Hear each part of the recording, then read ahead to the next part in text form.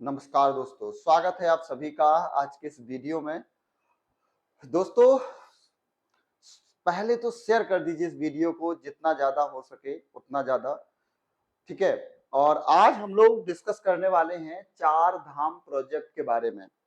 दोस्तों, इस प्रोजेक्ट के बारे में कहीं ना कहीं आप सभी ने सुना होगा। इस प्रोजेक्ट के बारे में पहले भी ये प्रोजेक्ट चर्चा का विषय बना था। पहले भी दोस्तों ये प्रोजेक्ट एक चर्चा में आया था, अखबारों की सुर्खियां बना था। और वो इसलिए क्योंकि एक टाइम में शायद आप लोगों ने खबर पढ़ी होगी कि उत्तराखंड में स्थित जोशीमठ, जिसे ज्योतिर्मठ भी बोलते हैं, ज्योतिर्मठ में भूस्खलन की स्थितियां पाई गई थी। और भूस्खलन की स्थितियों के कारण यहाँ पर ये जो चार धाम प्रोजेक्ट है या चार धाम हमारी जो परियोजना है, ये दोस्तों चर्चा में आई थी। आखिरकार ये है क्या चार धाम प्रोजेक्ट या चार धाम परियोजना? तो साथियों, उत्तराखंड के चार तीर्थ स्थलों को आपस में कनेक्ट करने के लिए इस चार धाम प्रोजेक्ट को शुरू किया गया है, जिसमें आपका यमुनोत्री, गंगोत्री, केदारनाथ और बद्रीनाथ सम्मिलित है। तथा यहाँ की यात्रा आसान हो जाए, सुलभ हो जाए, सरल हो जाए और तेज भी हो जाए। तेज होने का मतलब दोस्तों कि जल्दी से आवागमन की भी स्थिति बने। तो इस चार धाम प्रोजेक्ट को हाल फिलहाल में दोस्तों शुरू किया गया था। लगभग 12,000 करोड़ रुपए के निर्धारित राशि के माध्यम से इसको स्टार्ट किया गया। चलिए आइए जानते हैं कि है क्या। तो दोस्तों, इसके माध्यम से अभी हाल ही में जो हमारा जो है सीमा सड़क संगठन है, इसने कहा कि गंगोत्री धरासू मार्ग पर चार धाम सड़क प्रोजेक्ट को पर्यावरणीय प्रभाव आकलन यानी EIA पर्यावरण मंजूरी की जरूरत नहीं है और इसे जो है अपने काम पर लग जाना चाहिए। क्योंकि दोस्तों इस चार धाम प्रोजेक्ट के द्वारा ऐसी खबरें आ रही थी कि भूस्खलन हो रहा है या इस प्रकार के और जो पर्यावरणीय जो हमारा पारिस्थितिकी तंत्र है ये प्रभावित हो रहा था। क्योंकि दोस्तों इस प्रोजेक्ट के माध्यम से बहुत सारे पेड़ों के भी काटे जाने की संभावनाएं थी। तो इसने जो कहा है अभी हाल ही में BRO ने, ये उत्तराखंड की एक एजेंसियां हैं, तो इन्होंने कहा है कि इसकी जरूरत नहीं है, पर्यावरण मंजूरी की जरूरत नहीं है। हम जो है इसको प्रोजेक्ट क्योंकि रोक दिया गया था तो कर सकते हैं। और BRO की यह सबमिशन सुप्रीम कोर्ट द्वारा नियुक्त उच्चाधिकार प्राप्त समिति की सिफारिशों के विपरीत है। क्या है मामला? तो दोस्तों मामला बस इतना है कि यह गंगोत्री धरासू जो मार्ग है, गंगोत्री धरासू मार्ग में प्रयास करता हूं दोस्तों आपको समझाने का। ये जो मैंने रेड कलर का मान लो यहाँ पर एक बिंदु बना दिया, ये है दोस्तों ऋषिकेश। ठीक है, समझना यहाँ पर, ये है आपका ऋषिकेश। ठीक है, अब ऋषिकेश से दोस्तों हम चलते हैं, अब मैं ब्लैक कलर का बनाता हूं। ठीक है, ऋषिकेश से हम इस तरीके के चलते हैं और ये पहुंच जाते हैं। तो यहाँ पर एक स्थान पड़ता है दोस्तों धरालू। धरालू से ऐसे जाएंगे तो यहाँ पर मिलेगा हमें यमुनोत्री और यहाँ पर पहुंचेंगे तो दोस्तों गंगोत्री। ठीक है, ये हमें गंगोत्री मिल जाएंगे, यमुनोत्री गंगोत्री। फिर इसी ऋषिकेश महापालिका से हम लोग जाएंगे तो यहाँ मिलेगा दोस्तों रुद्रप्रयाग। और रुद्रप्रयाग जो संगम होगा यहाँ से ऐसे जाएंगे तो यहाँ पर मिलेगा हमें केदारनाथ और ऐसे आगे बढ़ जाएंगे तो यहाँ मिल जाएगा हमें बद्रीनाथ। तो ये छोटा सा मैंने मैप आपको बनाने का प्रयास किया, समझाने का प्रयास किया, शायद आपको समझ में आ जाएगा। तो अभी हाल ही में गंगोत्री धरासू मार्ग,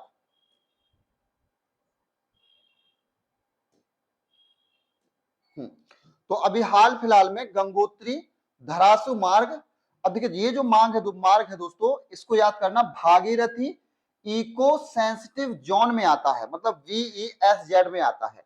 भागीरथी इको सेंसिटिव जोन में आता है, मतलब सेंसिटिव जोन का मतलब कि ये एक ऐसा क्षेत्र है जहां पर पर्यावरणीय प्रभाव भी हो सकते हैं और कुछ असामान्य सी घटनाएं भी घट सकती है पर्यावरण के संबंध में। तो जुलाई 2020 में सुप्रीम कोर्ट को पेश किए अपने रिपोर्ट में उच्चाधिकार प्राप्त समिति यानी HPC ने कहा था कि BESZ में सड़क चौड़ीकरण केवल विस्तृत EIA के बाद ही किया जाना चाहिए। मतलब एक जो पर्यावरणीय जो आकलन है यानी प्रभाव आकलन है, यदि ये जब तक मंजूरी नहीं देगा, इसके द्वारा जब तक रिपोर्ट नहीं लाई जाएगी, तब तक जो है इसके विस्तार या चौड़ीकरण नहीं किया जा सकता। तो इसके लिए अभी हाल फिलहाल में BRO ने कह दिया कि इसके पर्यावरण की जो है मंजूरी की आवश्यकता ही नहीं है और ऐसा हम कर सकते हैं। ठीक है, हम ऐसा कर सकते हैं। तो अब देखिए स्थिति क्या है, तो बीआरओ जो है वर्तमान में गंगोत्री धरासू मार्ग पर निताला बाईपास परियोजना के लिए 17.5 हेक्टेयर वन भूमि मांग रहा है, जिसे पूर्व में एचपीसी ने खारिज कर दिया था। एचपीसी का जवाब दोस्तों क्या आया, तो एचपीसी ने कहा कि सेवानिवृत्त न्यायाधीश, जो एचपीसी की समिति थी दोस्तों, तो इस समिति में न्यायमूर्ति ए.के. सीकरी ने कहा कि एचपीसी को बीईएसजेड में सड़क चौड़ीकरण के संबंध में कोई प्रस्ताव प्राप्त नहीं हुआ है। ठीक है, तथा पर्यावरण मंत्रालय ने कहा कि यह मुद्दे पर विचार करेगा कि परियोजना के लिए ईआईए और ईसी की आवश्यकता है या नहीं, यानी पर्यावरण मंजूरी या पर्यावरण प्रभाव जो आकलन है उसकी आवश्यकता है कि नहीं है, तो इस मुद्दे पर जो है विचार किया जाएगा, ऐसा इन्होंने कहा है। ठीक है, ऐसा इनके द्वारा कहा गया है। शायद आप लोग तस्वीर में देख रहे होंगे, इस प्रकार की ये परियोजना है जहां से बड़े आराम से जो मैदानी भाग के लोग होंगे, ठीक है, तो यहाँ पर आप लोग जाते होंगे। अभी बहुत दुर्गम है दोस्तों, मतलब यात्रा कर पाना अभी इतना आसान नहीं है, सरल नहीं है, और उस यात्रा को सरल बनाने के पर्पज से ही ये सारा कुछ किया जा रहा है, ताकि जो भी लोग यहाँ पर यात्रा करने जाएं वो बहुत सरलता के माध्यम से पहुंचे, सरलता से यहाँ पर पहुंच जाएं। भागीरथी इको सेंसिटिव जोन क्या है दोस्तों, तो यह गौमुख एवं उत्तर काशी के बीच 4157 किलोमीटर स्क्वायर का विस्तार है। मतलब ये पूरा का जो गौमुख से लेकर उत्तर काशी के बीच का जो एरिया है, ये दोस्तों पूरा का पूरा इस बीईएसजेड के अंतर्गत आएगा। इस क्षेत्र को गंगा नदी की पारिस्थितिकी, पर्यावरण प्रवाह एवं इसके उद्गम के पास जल ग्रहण क्षेत्र की रक्षा के लिए वर्ष 2012 में अधिसूचित किया गया था। जून 2024 में, यानी इसी वर्ष के 2024 में बीईएसजेड निगरानी समिति ने चार धाम परियोजना को भेजी थी। मतलब जो है इस समिति ने ये जो निगरानी थी उसको भेज दी थी।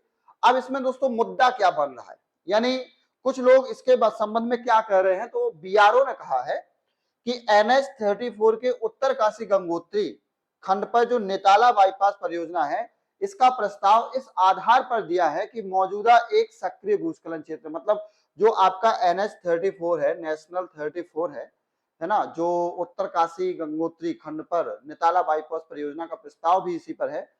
तो यहाँ दोस्तों ये इतना सा कह रहे हैं कि यहाँ पर सक्रिय भूस्खलन है, मतलब यहाँ पर भूस्खलन की घटना आम है, हो सकता है। और एचपीसी जो समिति बनाई गई थी दोस्तों, इसने भी सुप्रीम कोर्ट से सिफारिश की थी कि भूवैज्ञानिक कमजोरियों एवं नाजुक परिस्थितियों सहित स्थानीय लोगों द्वारा किए जा रहे विरोध के कारण इस प्रस्ताव को बीआरओ को भेज देना चाहिए या त्याग देना चाहिए। बीआरओ जो है उस प्रस्ताव को क्या करे, रिजेक्ट कर दे, हटा दे कि भैया इसका जो है काम नहीं किया जा सकता। अब देखिए क्या हुआ, तो जो चारधाम प्रोजेक्ट है इसको फरवरी 2018 में मंजूरी मिली थी। दिसंबर 2016 में नींव रखते हुए पीएम मोदी ने इस परियोजना को उत्तराखंड में बाढ़ में डूबे लोगों के लिए प्रति श्रद्धांजलि स्वरूप अर्पित किया गया था, मतलब किया था। कुल लागत 1384 करोड़ रुपए की लगभग में आएगी और दिसंबर 2024 तक परियोजना पूरी हो जाने की नियत तारीख भी रखी गई थी। इसमें दोस्तों कुल 889 किलोमीटर की लंबाई थी, जिसमें 601 का कार्य दिसंबर 2023 तक ही पूर्ण हो चुका है और बचा हुआ जो है दिसंबर 2024 में खत्म होने की संभावना है। इस परियोजना के तहत उत्तराखंड के 4 प्रमुख तीर्थ जो मैंने शुरुआत में बताए थे दोस्तों, केदारनाथ, बद्रीनाथ, यमुनोत्री और गंगोत्री को जोड़ा जाएगा। ये देखिए जैसे मैंने आपको बताया था, ये है दोस्तों आपका ऋषिकेश, यहाँ पर आएगा ऋषिकेश, ठीक है। ये है आपका ये जो संगम है यहाँ पर, ये है धरासू, ठीक है, धरासू। ये है यमुनोत्री और यहाँ पर पहुंचाएंगे धरासू से, ये त्रिवेणी हम कह सकते हैं, धरासू त्रिवेणी। तो यहाँ से यमुनोत्री और गंगोत्री, फिर इसी प्रकार से ये जो त्रिवेणी मिलेगी इसको बोलते हैं दोस्तों रुद्रप्रयाग। क्या बोलेंगे दोस्तों इसको, रुद्रप्रयाग। तो रुद्रप्रयाग से हम इस तरफ जाएंगे तो बद्रीनाथ पहुंचेंगे और लेफ्ट साइड जाएंगे तो केदारनाथ पहुंच जाएंगे। तो ये पूरा मैप है। इन्हीं चारों स्थानों को, यमुनोत्री को, गंगोत्री को, केदारनाथ को और बद्रीनाथ को आपस में जोड़ने का प्रावधान किया जा रहा है इसके माध्यम से, चारधाम प्रोजेक्ट के माध्यम से, चारधाम यात्रा। तो ये 2 लेन का निर्माण किया जाएगा, न्यूनतम चौड़ाई 10 मीटर की होगी। यह नेशनल हाईवे दक्षिण में दिल्ली देहरादून एक्सप्रेस वे एवं उत्तर में भारत चीन बॉर्डर रोड से भी मिलता है, ठीक है, भारत चीन बॉर्डर से भी मिलेगा। हाँ देखिए सारा कुछ लिखा है इसमें, है ना।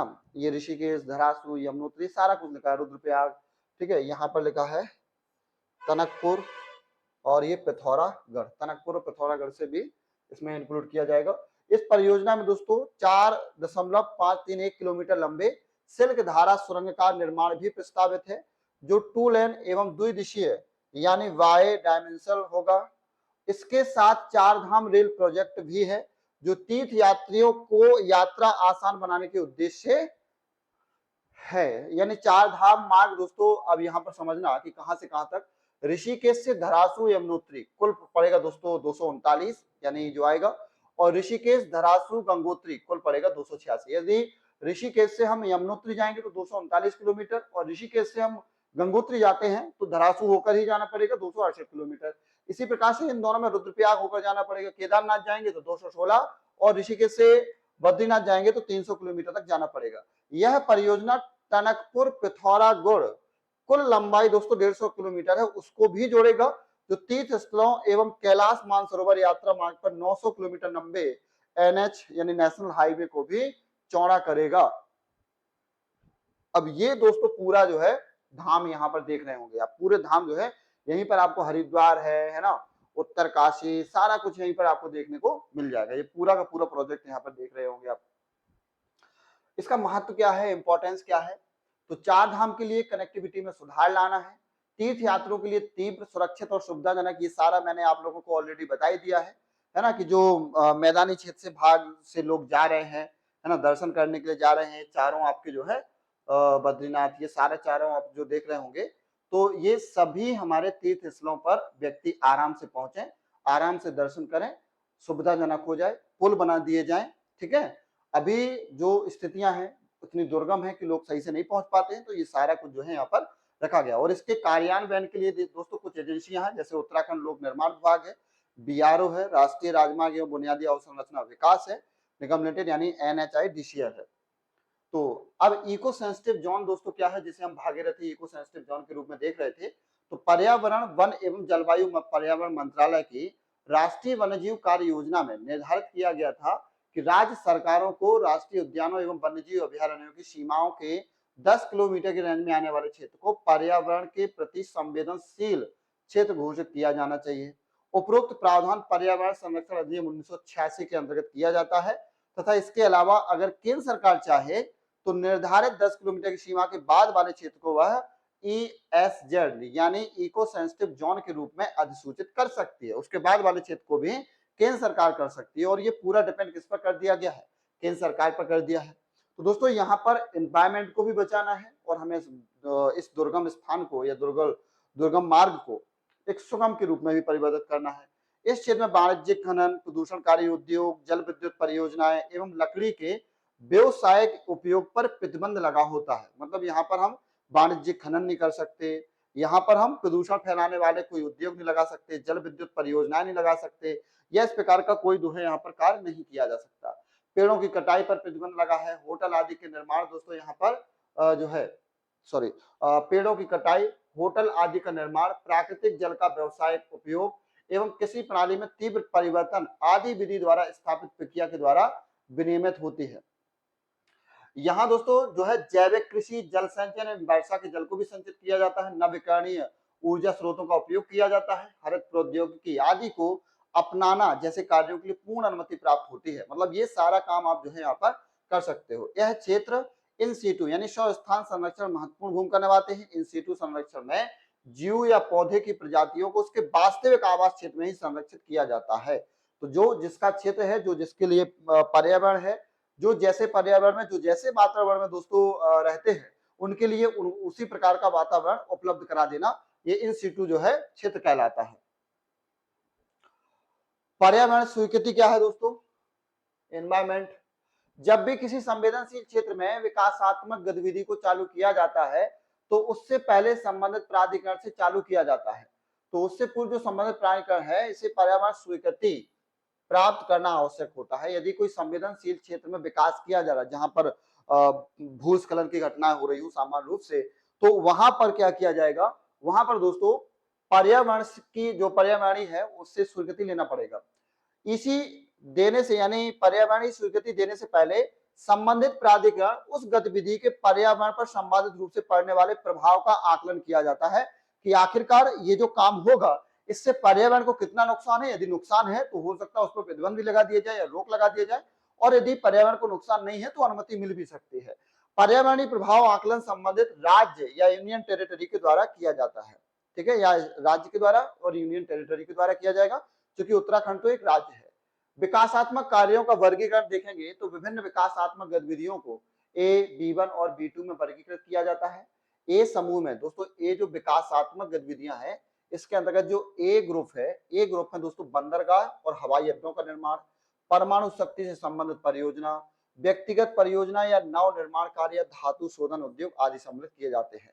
ए समूह के में शामिल कार्यों के लिए पर्यावरण स्वीकृति केंद्र सरकार द्वारा बनाई गई विशेषज्ञ मूल्यांकन समिति की सिफारिश पर पर्यावरण, वन एवं जलवायु मंत्रालय द्वारा दिया जाता है। मतलब यदि हम ए समूह के ए ग्रुप के कोई कार्य करना चाह रहे हैं तो इसके लिए दोस्तों हमें पर्यावरण स्वीकृति लेनी पड़ेगी, ठीक है, और ऐसी समिति के द्वारा जो जलवायु, पर्यावरण, वन एवं जलवायु मंत्रालय के द्वारा संबंधित होगी, उससे संबंधित होगी। इसी प्रकार से दोस्तों हम देखेंगे कि B1 समूह वाले कार्यों के लिए संबंधित राज्य और यूनियन टेरिटरी के पर्यावरण मूल्यांकन प्राधिकरण द्वारा मंजूरी प्रदान की जाती है। यानी ये वाले ए ग्रुप के जो कार्य होंगे उसके लिए केंद्र सरकार, और B1 के जो कार्य होंगे उसके लिए राज्य और यूनियन टेरिटरी के द्वारा परमिशन लेनी पड़ेगी। इसी प्रकार से जो B2 श्रेणी वाले कार्य होंगे इनको पर्यावरण मंजूरी की आवश्यकता सामान्य परिस्थितियों में नहीं होती है, लेकिन उन्हें अगर मूल्यांकन समिति द्वारा प्रस्तुत करने को कहा जाए तो ऐसा किया जाना भी जरूरी होता है या ऐसा किया भी जा सकता है, ठीक है। BRO क्या है तो दोस्तों 7 मई 1960 में इसको स्थापित किया गया था। शुरुआत में केवल 2 प्रोजेक्ट टस्कर थे, यानी अब जो है वर्तक एवं प्रोजेक्ट बीकन के क्रियान्वयन के लिए स्थापित किया गया था। वर्तमान में BRO 11 राज्यों एवं 3 यूनियन टेरिटरी में कई परियोजनाएं एक साथ चला रहा है। बेहद ऊंचाई, दुर्गम एवं बर्फीली वाले क्षेत्रों में बुनियादी ढांचा, पुल, सड़क, सुरंग के रूप में निर्माण कर रहा है या अग्रिम भूमिका निभा रहा है। जैसे आप लोगों ने सुना होगा कि जो हमारा उत्तराखंड के निकट में जो एक तरीके से, हाँ शायद आपने कभी सुना हो कि जो हमारा बॉर्डर पड़ता है चाइना से, तो चाइना ने अपने बॉर्डर के पास में बहुत सारा विकास कर लिया था या कर लिया है। अभी हमारा उतना विकास नहीं है, तो ये जो हमारा सारा कार्य है ये कौन करता है, BRO करेगा। तो ये पूरी परियोजनाओं को एक साथ चलाता रहता है और जहां आवश्यकता होती है वहां पर उन परियोजनाओं को लॉन्च भी करता है। यह भारतीय रक्षा मंत्रालय के अधीन एजेंसी है जिसका प्रमुख कार्य सीमावर्ती एवं दुर्गम क्षेत्रों में बुनियादी ढांचे का निर्माण करना है। सबसे ऊंची सुरंग दोस्तों, BRO जल्द ही विश्व की सबसे ऊंची सुरंग के निर्माण के लिए कार्य शुरू करेगा। 4.10 किलोमीटर लंबे सुरंग का नाम सिनकुन ला है। याद रखना, ये आपके एग्जाम के लिए इंपॉर्टेंट भी हो सकते हैं दोस्तों। सिनकुन ला जो 16,000 फीट ऊंचाई पर स्थित है। यह सुरंग हिमाचल प्रदेश के लाहौल स्पीति से लद्दाख के गास्कर मार्ग पर होगा। अब तक सबसे ऊंची सुरंग चीन को मिला है जिसकी ऊंचाई दोस्तों 15,590 फीट थी, और ये हो जाएगी दोस्तों 16,000 फीट ऊंचाई पर स्थित सुरंग, तो विश्व की सबसे लंबी हो जाएगी। बद्रीनाथ मंदिर, अब चारों को देख लेते हैं, चारों जो हमारे तीर्थ स्थल है। बद्रीनाथ जो कि गढ़वाल पहाड़ी में चमोली जिले में अलकनंदा नदी किनारे स्थित भगवान विष्णु का प्रसिद्ध मंदिर है। एक सेकंड दोस्तों, हाँ, लेकिन जो भगवान विष्णु के प्रेमी हैं या भगवान विष्णु में, भगवान नारायण में आस्था रखते हैं, वो बद्रीनाथ जा सकते हैं, उनके दर्शन कर सकते हैं, है ना। भगवान नारायण से अपनी विनती कर सकते हैं बद्रीनाथ जाकर के। और भगवान नारायण के मंदिर मुझे लगता है कि हमारे देश में बहुत कम ही हैं। अच्छा, आप लोग कमेंट करके जरूर बताइएगा कि बद्रीनाथ के अलावा भगवान नारायण के या भगवान विष्णु के मंदिर आप लोग सभी ने कहां कहां पर देखे हैं, या कहां कहां के मंदिर भगवान नारायण के उत्तर भारत में फेमस है। देखिए दक्षिण भारत में तो बहुत सारे मिल जाएंगे आपको, है ना, और भगवान नारायण को अलग अलग रूपों में पूजा जाता है। बस थोड़ी सा वेट करिएगा, है ना, कंप्यूटर ऑफ हो गया है जी। तब तक आप सभी दोस्त क्लास को शेयर कर दीजिए, ज्यादा से ज्यादा विद्यार्थियों तक क्लास शेयर किया करिए, है ना। शेयर करने में आप लोग किसी भी प्रकार की कोई भी कमी मत किया करिए साथियों।